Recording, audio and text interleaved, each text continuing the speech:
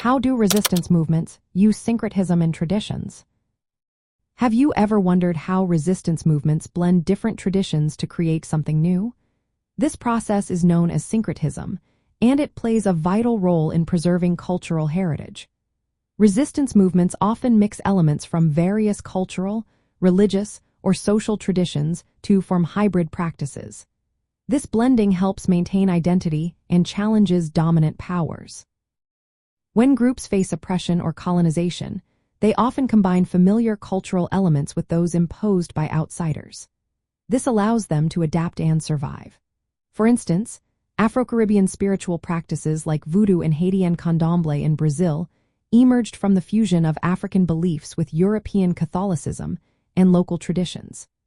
These practices became vital in preserving African cultural identity and fostering community cohesion under colonial rule. Another example is Sikhism, which arose in India by merging aspects of Hinduism and Islam. This new religious identity helped resist Mughal imperial authority.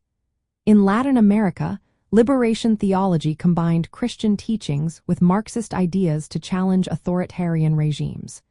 This shows how syncretism can blend religious and political concepts to resist oppression. Theoretical approaches describe syncretism as creating a new space where unique identities and forms of resistance can emerge. This space allows marginalized groups to assert their agency by forming cultural expressions that transform imposed traditions. In practical terms, resistance movements often mix traditional rituals, languages, and symbols with modern tools like social media or contemporary art. Indigenous rights movements, for example, blend ancestral knowledge with digital activism to assert their claims. Queer cultural activism merges queer and mainstream expressions, like drag and art, to contest dominant identity narratives. By using syncretism, resistance movements preserve cultural heritage and family customs in adaptive ways. This approach protects traditions from erasure and creates inclusive cultural spaces.